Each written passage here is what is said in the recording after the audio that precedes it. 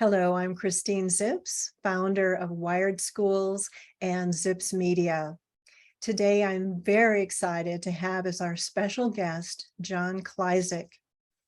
And John he has an MA in English and has taught college rhetoric and research argumentation for over 8 years. His literary scholarship concentrates on the history of global eugenics and Aldous Huxley's dystopic novel, Brave New World. He's the author of School World Order, the Technocratic Globalization of Corporatized Education. And below, I'll have a link to his full bio, as well as his website and how you can order his great book. So welcome, John. We're so happy to have you with us. Thanks for having me, Christine. Happy to be here. Great. Well, as your publisher warned us maybe, is that we should be prepared to be frightened when we start reading your book. And I thought, wow, that sounds interesting. And great read, very, very educational. And thank you so much, first of all, for writing it. But I wanted to let you know that you had me at Skull and Bones. And I was wondering if you would share with us how this secret, dark society could possibly have anything to do with the state of our government school system today. Yeah, so there's basically four main ways that they have been very instrumental in shaping public education in the United States. So the first is they helped to set up the compulsory education system with the help of Alphonso Taft at Antioch College and his promotion of Horace Mann, who basically is sort of the founding father of compulsory education. Then you also have they were instrumental in setting up the university system as we know it today. So just as one good example, you have the Troika, and so that's Bonesman Daniel Clayton Gilman, Andrew Dixon White, and Timothy Dwight.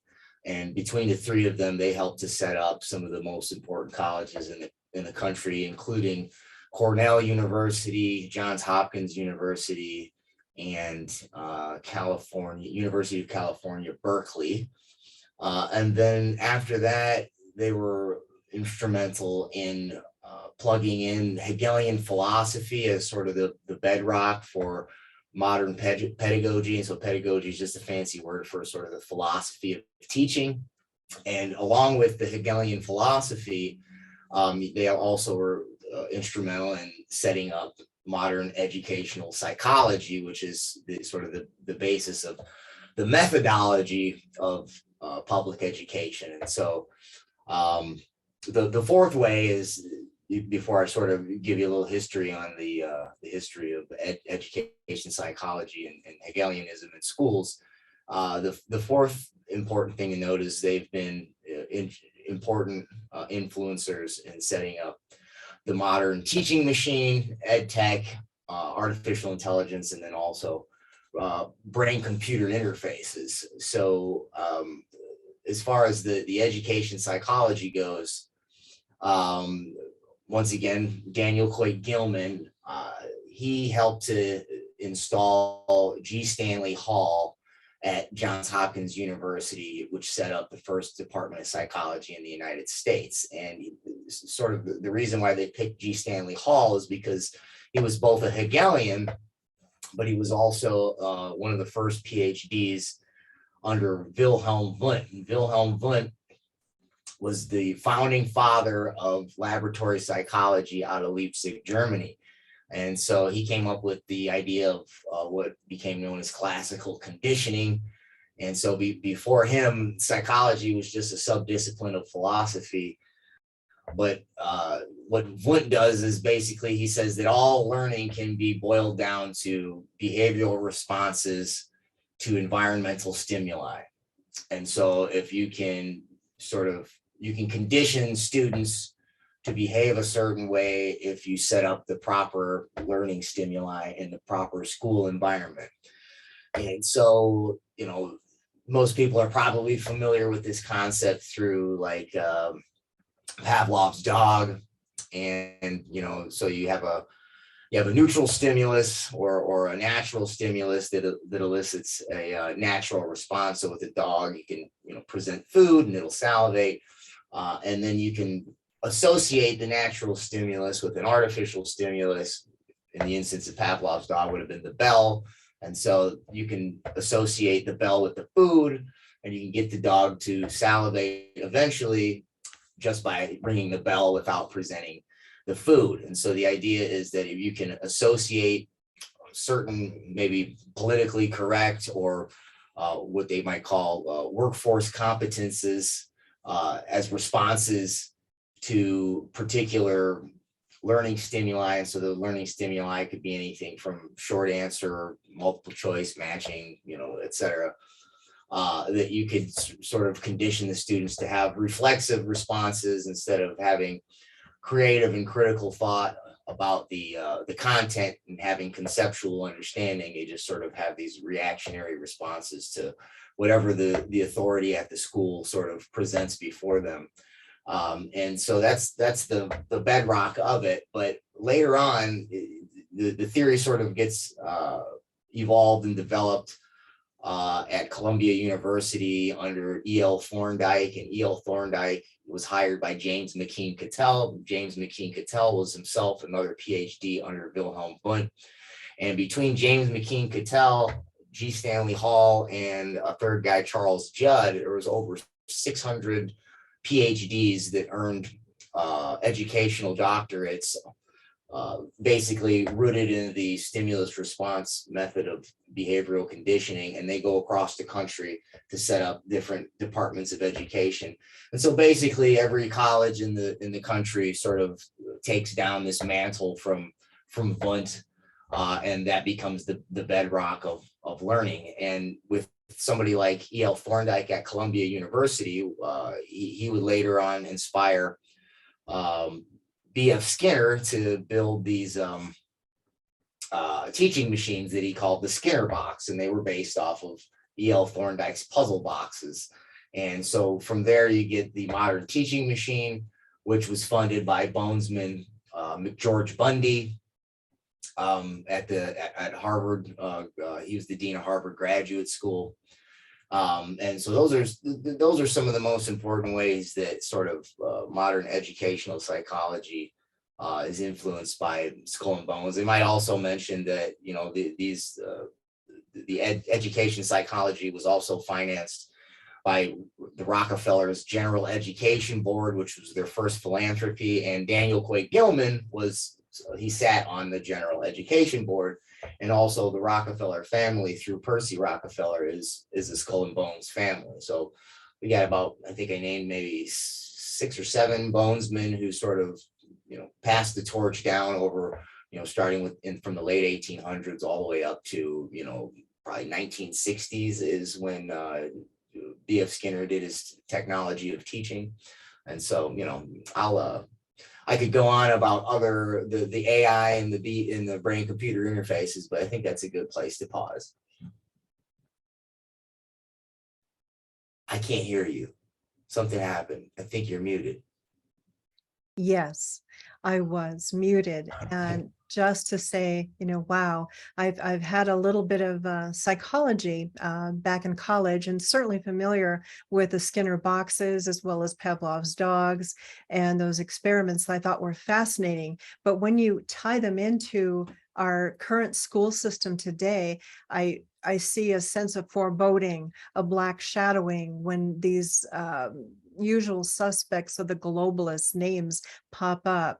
And I figured that there must be Gates Foundation in there somewhere, if not in the background, maybe coming up. And I know that there's association with that right now. But if I could ask you, in your book, you write, if cutting edge educational technologies can scientifically maximize student learning, then why do so many Silicon Valley bigwigs at Google, Apple, Hewlett Packard, and Yahoo send their children to the Waldorf School of the Peninsula, a school which bans computer technology from its classrooms? And to continue, why would these tech gurus not practice for their own sons and daughters what they preach and bankroll for the public education system? Yeah, I mean, it sort of suggests that, I mean, pretty clearly that, they see the lumpen proletariat, the plebes, so to speak, as you know as different from their own upper class, their upper crust, echelon of the social caste system. And the difference that they see, to sort of tie it back into the education psychology, is that they sort of view us more like animals than they do their own children, right? I mean, so because the modern, so the Skinner box teaching machine, which when he made it was an analog thing that had gears and wheels, and then eventually they moved to the IBM punch card system and other electronics, and then today it's known as adaptive learning courseware, and it's this the digital version, but it's the same idea. The only difference is that instead of either the punch card or the gears and wheels, you have windows and clicks on a mouse. Maybe you can make it a little more interactive with like video games or other multimedia.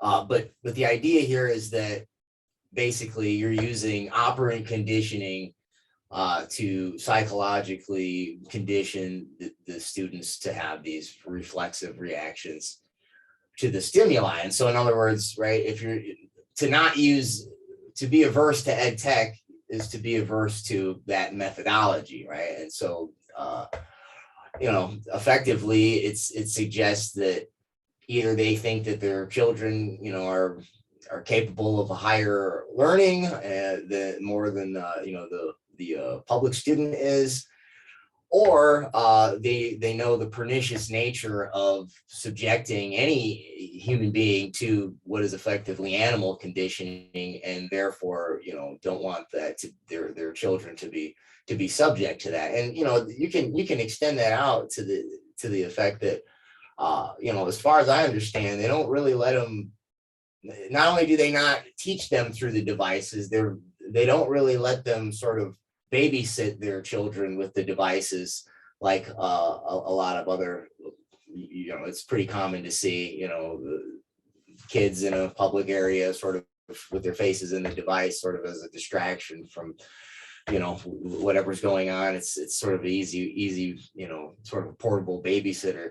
And, that's because the stimulus response method isn't just ubiquitous to education technology. It's also central to all social media. It's basically triggering the dopamine centers of the brain to get basically to get addicted at the level of the limbic system to all the the saturated graphics and media, and whether it be just the emotionally charged nature of social media, and the social belonging that comes along with it. But giving a device to any children, in the developmental stages, is can wire the brain in ways that are not healthy. So for both of those reasons, I would think that they know what the effects of the devices are, and they are shielding their children from it. Right. I would think that would be a major clue as to what's the right way to go with that. And you mentioned about the addiction and with the devices. I understand, John, and back me up if this might be a little incorrect, but I understand that, like, for example, if kids, every time they post something on Facebook, for example, every like they get with a ding gives them a little dopamine hit. And that kind of keeps it going. Is that right? Yeah, Or no, that's perfectly correct. And that's also, this is so one of the things that I probably could have articulated better was that the mechanism for the stimulus response conditioning. So classical conditioning was basically just associative, but then with people like John B. Watson and E.L. Thorndike, when they come up with behaviors and they start emphasizing the nature and the function and the role of punishment and reward systems. And then B.F. Skinner, he comes up with 4 quadrants. So positive and negative punishment, positive, negative reinforcement. The positive and negative just refers to, are you adding a stimuli or removing a stimuli. But the reward part can be the dopamine trigger, right? I mean, if we're doing animal training, it's, probably a dog biscuit or something like that. And actually, B.F. Skinner, some of his early teaching machines actually would distribute chocolate if the student performed well enough. Okay, but it doesn't have to be chocolate or some sort of physical treat, right? Like those likes trigger that dopamine center, because it's, it's not just the nature of, like job well done, thumbs up, like, but it's the idea that on the other end of it is sort of this acknowledgement by, their peers or whoever that, that they are cool or good or, Right. socially acceptable. Yeah. And it's, as it's brilliant. I understand that these corporations literally hire designers, software designers, engineers to come up with programs that will be scintillating to children, that will literally, entice them to do these things. And right at a time when children are they're so needy for approval and to fit in and to be accepted by their peers, that they're hungry for this sort of, feedback. So, it's a perfect storm, it seems like. So, Yeah. And the other thing is that it's quite literally the algorithms that are used for the adaptive learning courseware.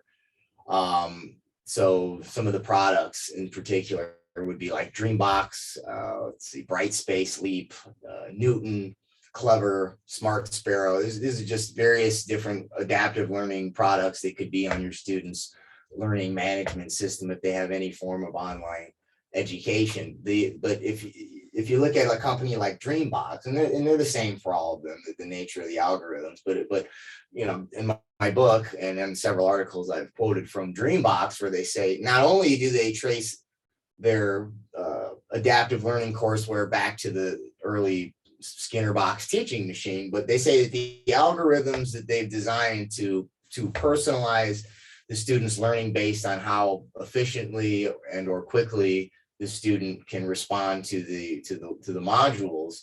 Not only is it built on Skinner, but those same algorithms are basically identical to what you get through Netflix or other behavioral ads, right? And so, meaning the same sort of algorithms that are meant to commercially entice people into buying products is the same algorithms that are used to sort of, make learning more fun and to personalize it. So, I mean, we all know that the nature of, corporate and commercial advertising is usually, it's usually not necessarily to sell you something you need, right? It's usually it's going to emphasize pathos and ethos, in other words, emotion and trust. So to get you to have some sort of an emotional response to some, right.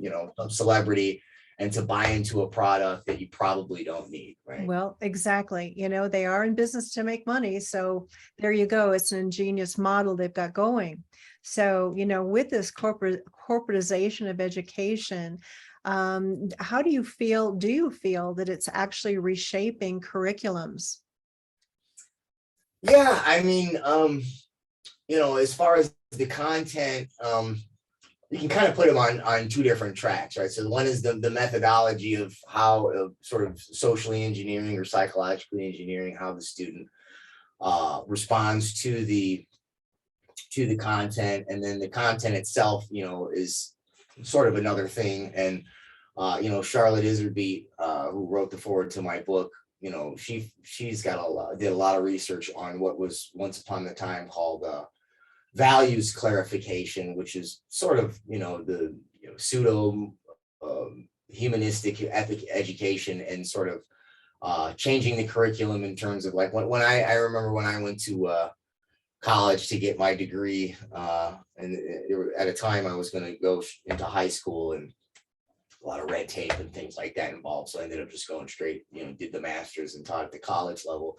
But one of the things that kind of I didn't really click for me until later when I started reading the book was we had a a project called the Curriculum Infusion Project. And so we had students from every discipline, different majors, so whatever, teaching history, science, math, English, okay, and we were all in one class. And in the Curriculum Infusion Project, everybody had to find a way to teach a lesson on like bullying or drug awareness or AIDS awareness or sex ed. And, so it didn't matter what you taught, that had to basically be part of the content that you had to somehow, you had to bend your content to fit their content, right? So in other words, instead of focusing on English, and if I read, and maybe we read a piece of literature that has one of those themes, and then, we sort of talk about it because it comes up, it's like you make that theme the centerpiece, and then you find a way to teach English or whatever else around it. And so that's sort of, you can kind of see the content of the curriculum and the methodology on two different tracks. But another way that, the corporatization in particular is changing the curriculum would be largely through what's also known as school to work or workforce training. And so, they have these things called career pathways. So as the student is working through his or her modules, right, these using this adaptive learning courseware, and if the student's doing really well, they're responding effectively and quickly, then maybe they're going to get pushed to maybe higher ed, and maybe they can get tracked out of sort of the career pathways, and then go to, maybe get a college degree or something like that, and maybe move into maybe something in the more the managerial level or academia, or maybe government or something like that.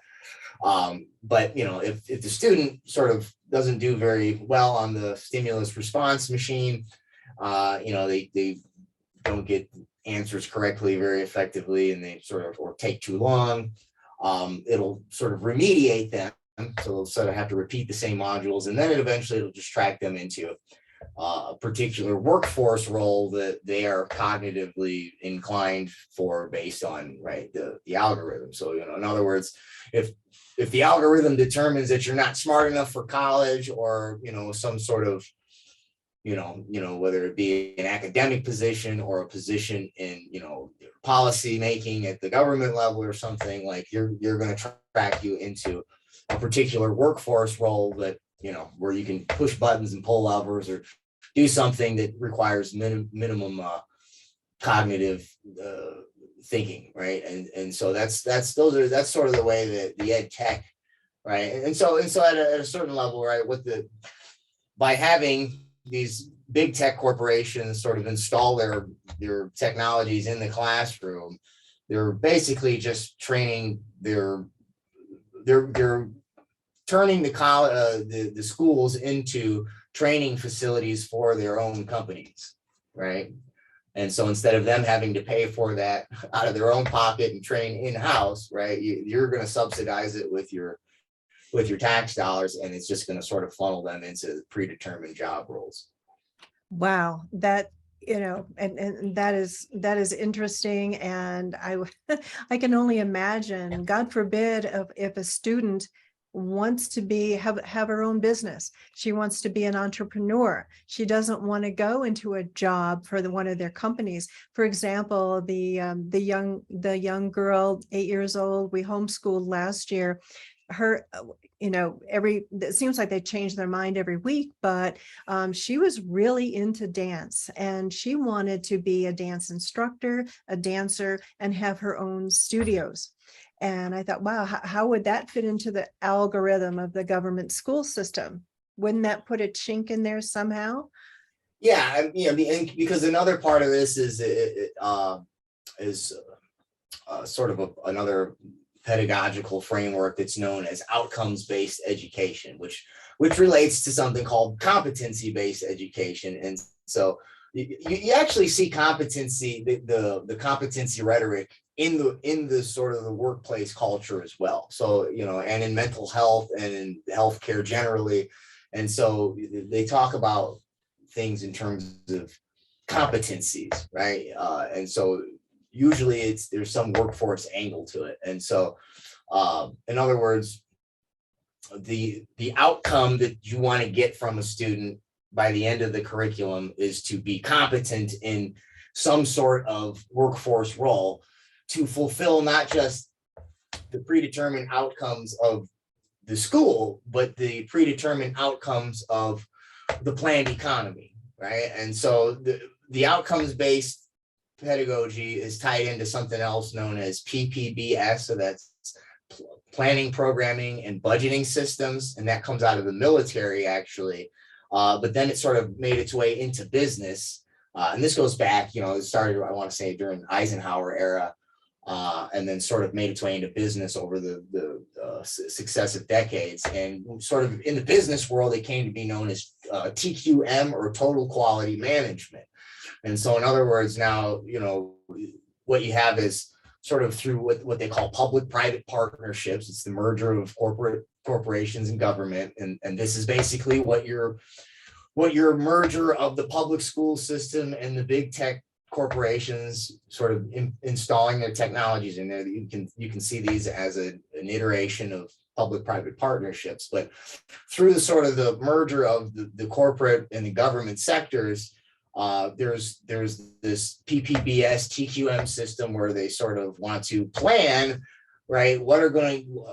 How many workers do we need for each particular industry? Therefore, how many students need to be trained for these? And so what types of competencies do they need to meet these corporate government, planned economy outcomes? Thank you for explaining that. And when you say public-private partnerships, I kind of tie those closely with NGOs, and I tie that close to United Nations. And I tie that into wondering how this can be that I understand our Constitution said it's unconstitutional to do business with a foreign entity. United Nations, how, and this is even prevalent, as I'm sure you know, down to our most local levels in our local governments. There are PPPs and NGOs kind of running the place and, forcing their will over the people in so many ways. But I'm kind of leading you off track. I apologize, but I wanted to toss that in there. Yeah, no, that's not really off track because, as the title suggests, right, it's a global system. And, yes, UNESCO is one of the big sort of movers and shakers, at least in terms of the school system. But, as we've seen, in the last couple of years with the sort of the rise of the World Economic Forum, it's sort of, and by rise, it's been around since the 70s, but it's sort of, it's sort of taking a very public stance on its role in shaping, obviously global policy, but, global policy by shaping various national policies. And, they with their Great Reset, there's a few buzzwords that they throw around. And I've done a series of articles since I've written the book that sort of expand on it and really focused on UNESCO and the World Economic Forum. So, and you can find all those on my website. But some of the buzzwords that the WEF uses are things like stakeholder capitalism and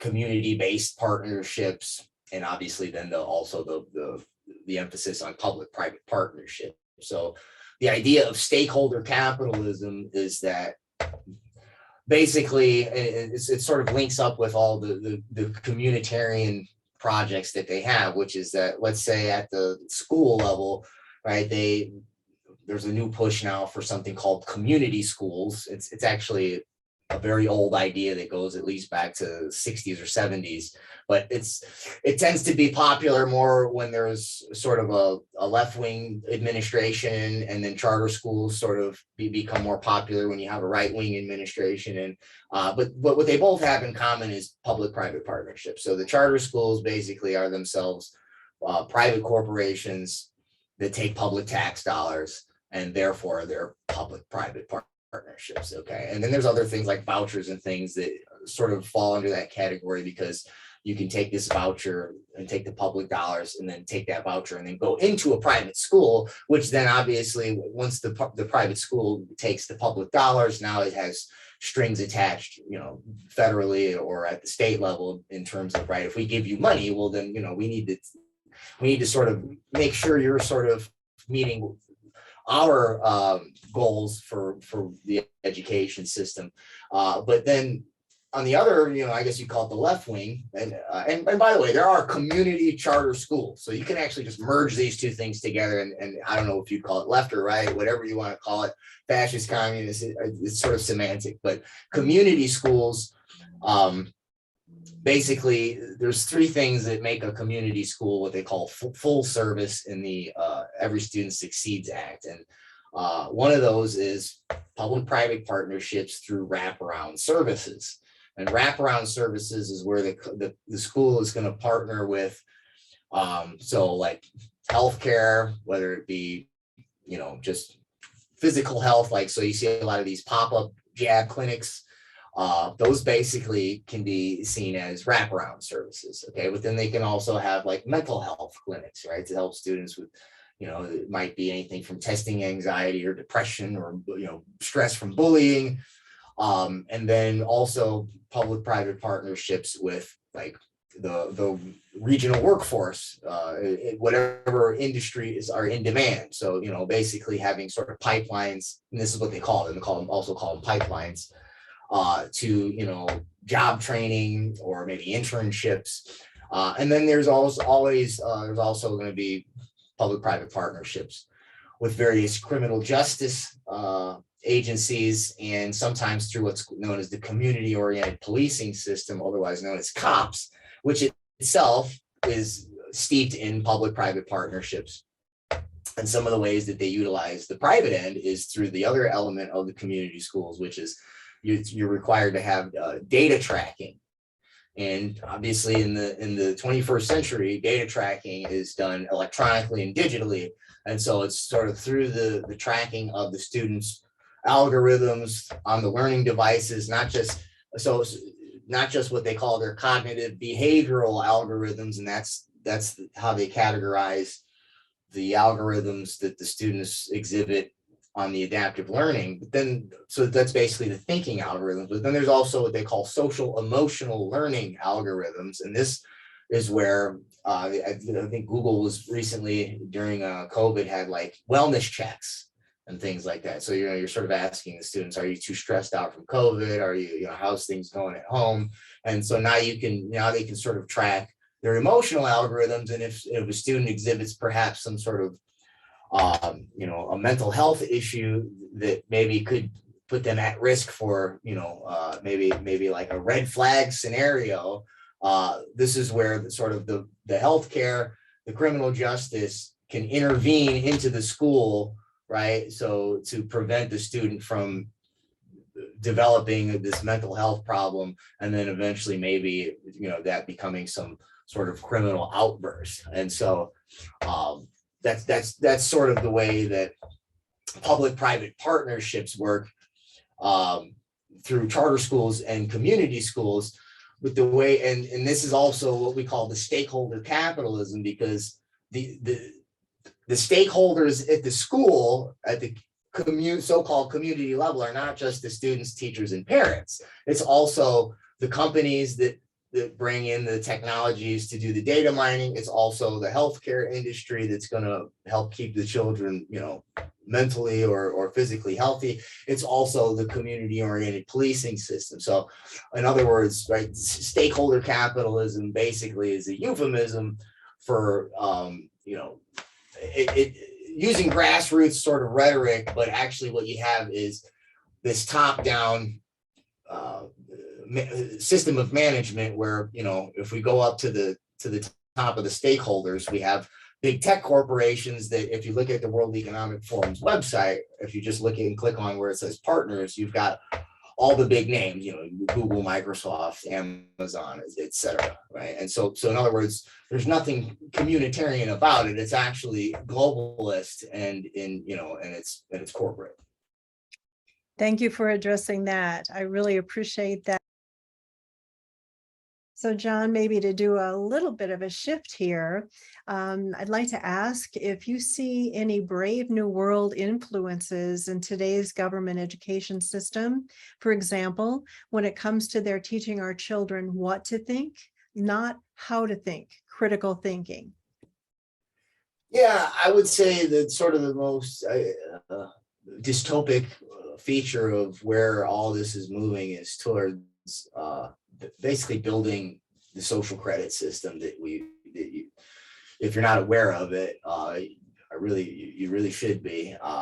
It's been piloted in China for quite some time now. I want to say 2016, 2017, maybe prior to that, but we're getting on, at least 5 years at this point. And basically, what the social credit system is, it tracks everything you do online, so all your social media posts, but also all your education records, your workforce records, your healthcare records, how you behave in public. They have facial recognition cameras that monitor your behavior in the public square and in the in commercial services, and based on an aggregate of what you do on all these different platforms and all these different public and private spaces, you get this social score that follows you everywhere you go, and this is going to determine your access to every feature of society, everything from, again, education, jobs, healthcare, transportation,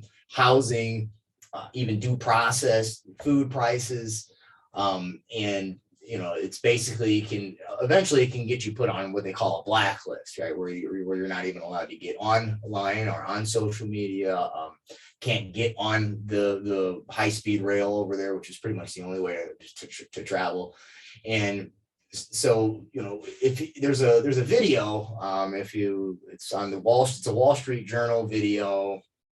If you just type into a search engine, Wall Street Journal, Brainco China, you'll get a video where you'll see the students are in a classroom and they all have these headbands on. It's called the Focus One headband. It measures their EEGs, which is just their brainwaves, fancy acronym for their brainwaves. And based on those brainwaves, they're able to infer the students' social, emotional learning responses to the educational stimuli. So basically they can infer, are the students paying attention? Do they enjoy the curriculum? Are they frustrated with it? Are they confused? Are they daydreaming? And that you'll see all these metrics and all these dashboards and all the facial recognition stuff in the videos.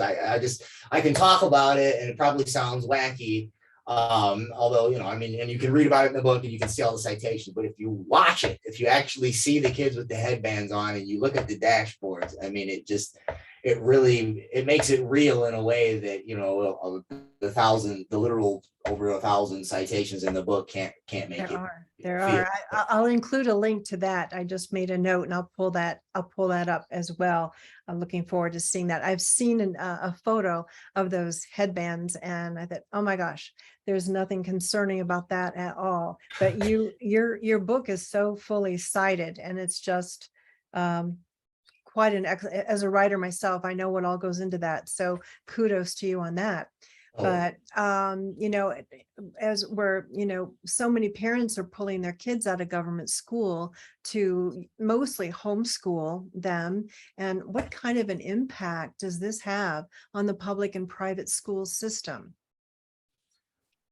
Well, so with, sort of where I was going with that was that with where all that, if you see those dashboards, it's going into the social credit database. And I wanted to mention that the Focus One headband, it's developed by a Chinese electronics corporation, but it was with a partnership with academics from Harvard. And the social credit system is managed by the Alipay system, Ant Financial, which is managed by Alipay. Alipay is run by Alibaba Group. Alibaba Group is funded by BlackRock and Salesforce. So what I'm saying is that, right, you have American academics and American corporations financing that system, basically to sort of pilot it and eventually bring it here, because they have the same sort of technologies. You don't see them in the classroom like that over there, but the products are available. Betsy DeVos has a neuro core. Well, she was on the board of it and did finance it. She had to step down from the board when she became secretary of ed. But neuro core is the exact same thing. It's an EEG headband. Okay, and they've got others like galvanic skin response monitors. They've got stuff that can measure your heart rate. They've got facial recognition that can scan as the same metrics, right, as the student: happy, sad, frustrated, confused, etc. And we have all the technology available here. In many ways, we have sort of the baseline infrastructure in place to sort of, all we need is sort of the green light to plug it into the schools. And to your question, how does this sort of impact the public and the private? Well, at the public level, we've already seen the adaptive learning courseware is pretty common now, especially after COVID. Now that even if schools are back in person, most schools still require that you have all the curriculum on what they call the LMS, or the learning management system, which is, it's an online platform where you upload all the content. So the schools where I teach in particular, prior to COVID, I never had to use it. And I didn't because I don't like clicking in windows, and I'm old school. I like paper and pencil, whiteboard, chalkboard. And so when we shifted during COVID, obviously I had not a learning curve, but I had to build all these modules from scratch, which was not fun. And but now, right, as they are going to, we finally have the mandate rescinded in Illinois, and it was just a couple weeks ago. So it was supposed to end in April, and then the governor kept rolling it another 30 days. But the policy now is, just in case we have another some sort of viral scenario, you have to have, even if you want to do paper and pencil and handouts in the classroom, you have to have the whole class on the LMS, right? Just in case, so that way at the drop of a dime, you can switch back. And on the LMS, that's where you upload the adaptive learning courseware. So that's sort of going to be ubiquitous to the public schools, and I imagine a lot of private schools are going to do the same thing, right? As far as the homeschooling goes, I always say, it's especially now with all this lockdown stuff and, the constant threat of being forced to, inject something into your body that you don't want to.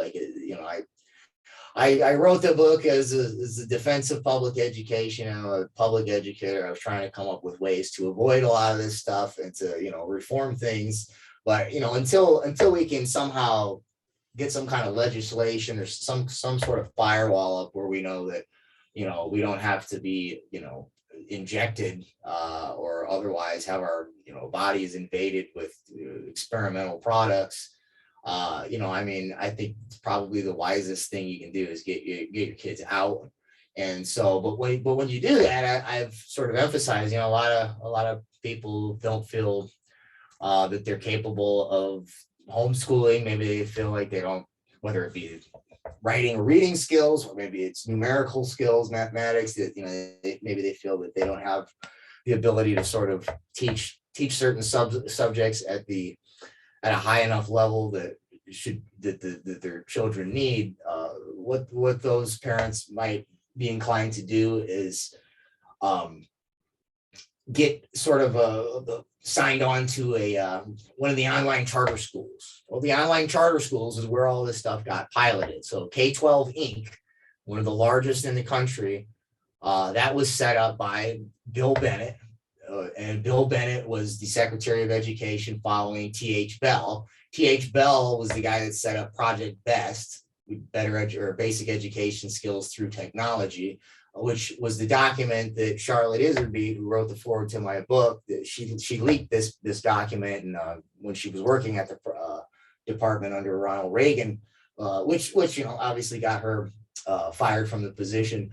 But what that project was everything that I've covered, and that was to develop public-private partnerships that would change academics to workforce training through the Skinner box teaching machines. In other words, the modern adaptive learning courseware. It was the beginning of computerized ed tech. And so out of that, so TH Bell passes, Project Best branches out into something called Project Slate, and then that sort of gets handed down to Bill Bennett.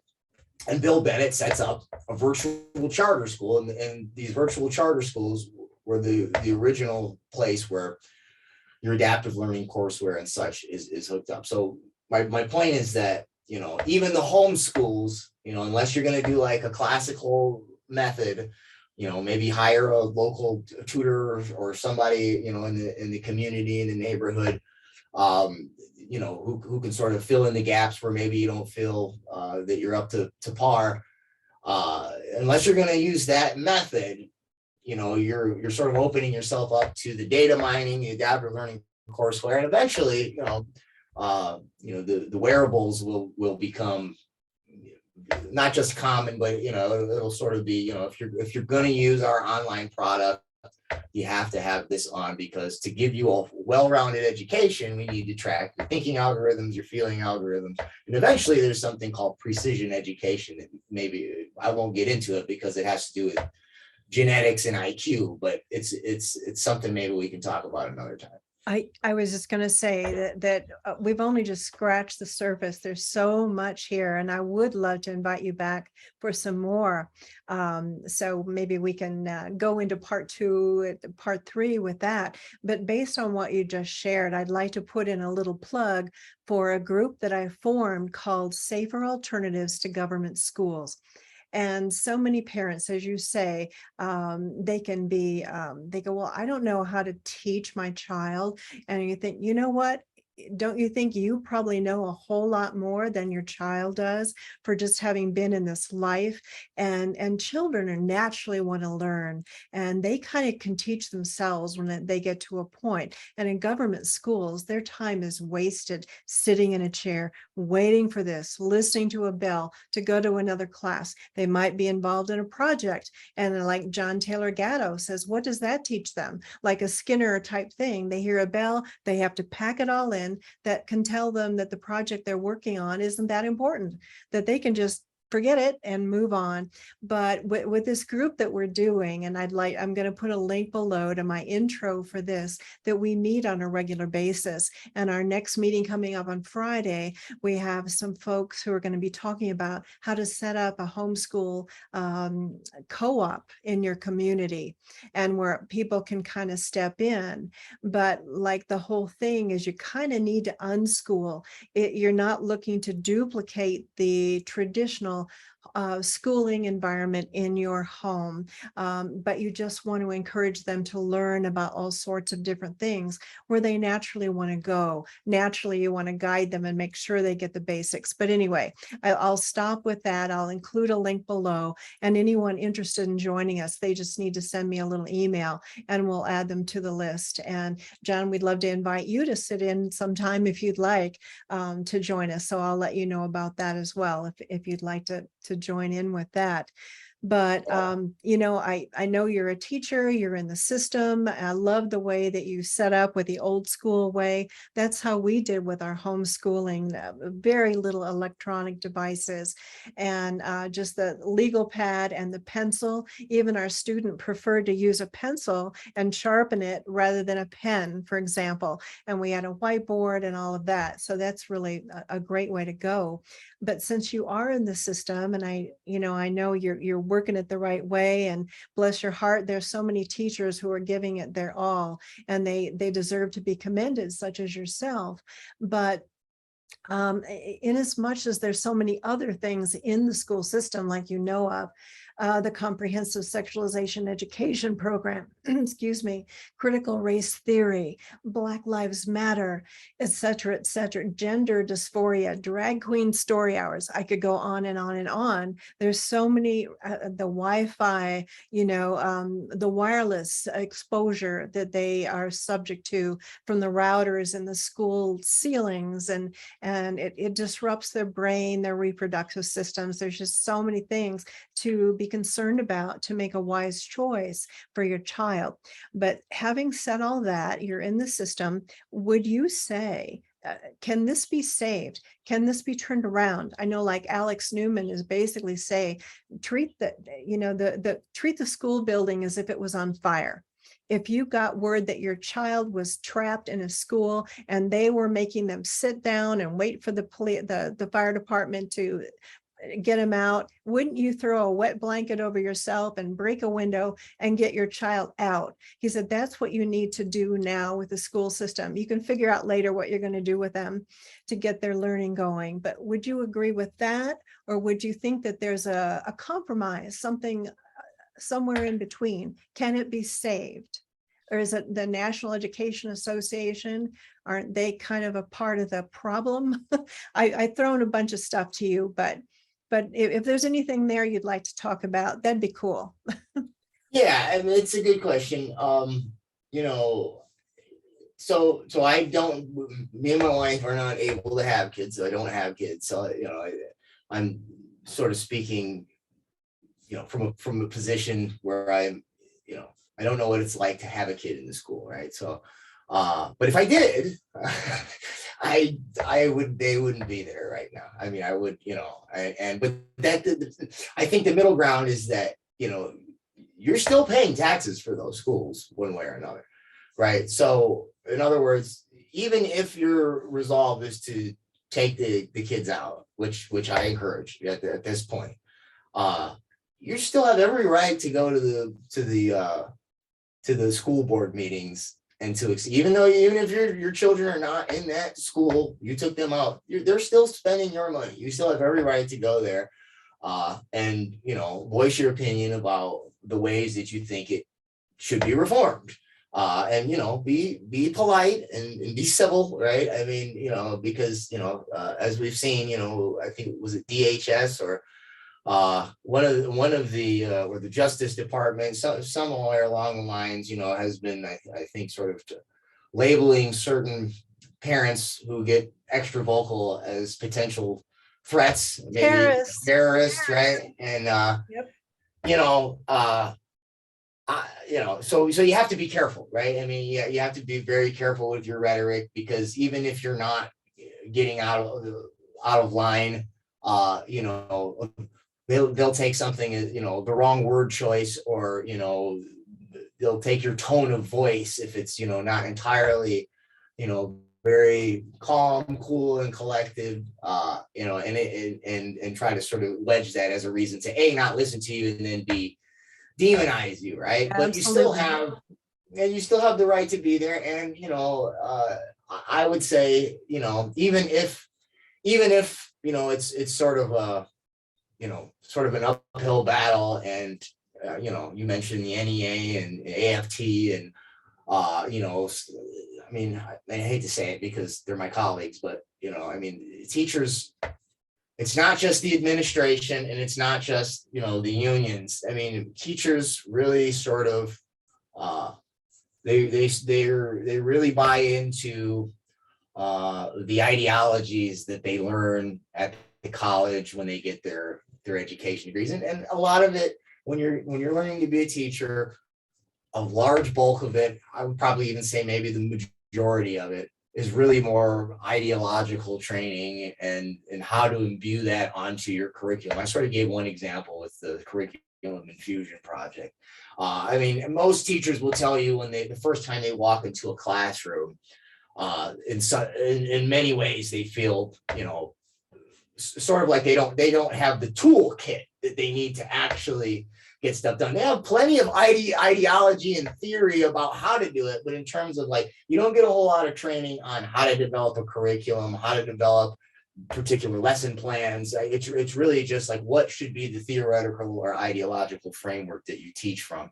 And so, you know, the teachers themselves, and then it's reinforced by the union. So, you know, I say that to say that going to the school board meetings, you know, it could, if you're going to persuade, you know, the school to sort of reform and heed the, you know, what the parents and the students and the community actually are expressing, it's not going to happen overnight. It's going to take a long time because there's a lot to work against. But again, I would say you should do both. Like you shouldn't just, you should take the children out, and you should also, participate in this thing called, our republic that we have, and if you don't do that, the system is still there, right? And you're leaving it sort of open to eventually encroach upon homeschooling itself. So like you have to sort of engage in the civil process through the elected school boards.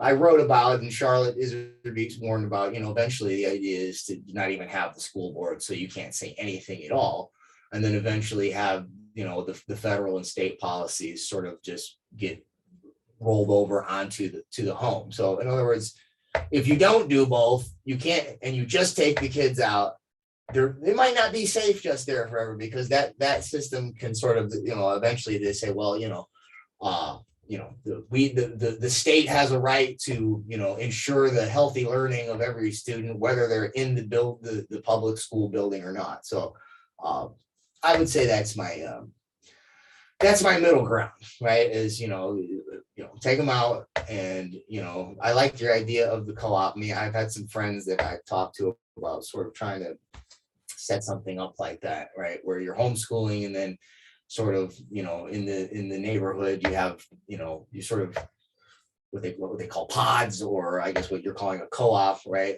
Sort of sharing the load, sort of like the old one-room schoolhouse kind of model, but, at a neighborhood level. That's, I think that's definitely the way to go. But in the meantime, you gotta also engage in the process, and maybe hopefully, I like to think that this country, this country won't be as polarized as it is forever. That maybe somewhere along the way, if you're civil enough and people are receptive enough, you can come to maybe the school boards, when they see that, oh well, we're losing all of our, a lot of the money they get is just based on attendance, right? And so if you take the kids out, maybe then they'll be like, uh-oh, right? We need to kind of slow down on some of the stuff we're doing, if we want some of these, people to come back. And so that's my middle ground.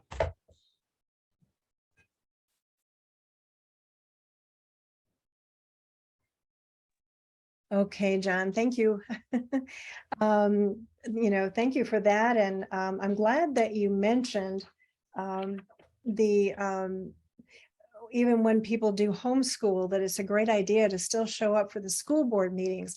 I can certainly see the point of that, kind of like the squeaky wheel gets the grease, And if you have the school board sitting around and say, well, why should we continue holding our meetings when there's nobody showing up? So we're just going to fold.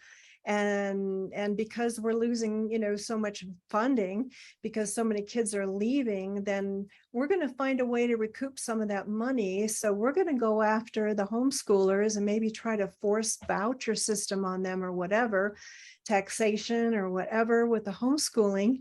And we certainly don't want that, we being, doing the homeschooling movement. So that was really a good point. I like that very much. I'm going to be doing a video soon that highlights many parents from a local school district here in Colorado giving testimony to a local school board education meeting. And I think that'll be pretty interesting. So we're going to be doing that. And also with our SAGS meeting on Friday, we're going to be joined by the founder of an umbrella school who we went with our homeschooling, that kind of, I'm sure that they bridge the gap from the government school to the homeschooler. They make sure that they've got all the forms going that they want to do. And she's going to specifically talk about, if you go to pull your child from government school, chances are your administrator there is going to want to try to force you to sign this. I'm not sure if it's a notice of intent or what type of a form it is. She'll discuss that. But if they try to get you to sign this form, don't do it. What you want to do is this form instead. So she's going to be talking about the whys and wherefores and how that, one is legal and the other one is illegal. So she's going to be talking about that on Friday. But, as we wrap up, John, I'd like to say, in addition to thanking you for your time, you've been interviewed so many times. I've learned so much from those interviews. And just a note to everyone, that you can find John online with many great interviews, and he shares those on his website as well. But have you, in all those interviews, have you ever wished that someone would have asked you one question that they didn't ask? And if so, what would that question be? I can't think of any. I think people have asked way more questions beyond what I could have anticipated. I mean, so we've covered everything in the book, everything in the article. I mean, across all the various interviews, everything in there has been covered. Everything I've written has been covered. And then people have asked all sorts of questions that I never really thought to even think about, which were good questions. So if you have anything you want to ask that's not on my radar, I'm happy to wing it. Okay, well, let's see. Yeah, I think you've covered just about everything here. And I know that there's a lot more. I mean, getting into the AI and all that, and gosh, with the way that all these things are going, and even talking about, I'm even dabbling in checking into metaverse and all of that crazy stuff. But I think we're at a good stopping point for today. And thank you very much. And I would love to have you back again, because like you say, I want to encourage everyone to get John's book. It's just wonderful and so comprehensive. And I'm still referring to it and rereading, but he has so many notes and citations that I can't speak highly enough about this. Well, thank you. And those links are all, you can actually, on my website, there's a page, one of the menus, under resources, there is a link to a page that's what does it say, bibliography or citations or something like that, and it's a list of all those. So unless I used a print copy and I couldn't find an online version, if you're reading through it and you're like, well, where did he get this from, and you flip to the citation, that you can find the link on my website. So basically the whole bibliography, every source that's in there is either I'd say the majority actually have links to, probably 80+% have links. The rest of them are print, and you could probably find a copy somewhere. Excellent. That's a really great service, and I'm glad you mentioned that. So I would like to thank everyone who's tuned in to this message today. If you've gotten some value from it, and we sure hope you have, would you be kind enough, please, to click on subscribe? I've had the opportunity to have conversations with many folks like John, who've been very willing and to share with their experience and expertise, that it's a way to thank them and further the message so others will hear it. So if you click on subscribe and the bell and like and post a comment, that would be ever so appreciated. And also, please consider buying John's book. It's very reasonable and it arrives very quickly. I think you like the orders particularly to come through Trine Books. That's through your website. That's how I purchased it. And so we'll get that going. So John, any parting comments before we let you return to your life? No, I had a good time. It was a good conversation. I thank you for having me. Wonderful. Thank you. I did as well. So we will bring this to a close. Thank you again so much.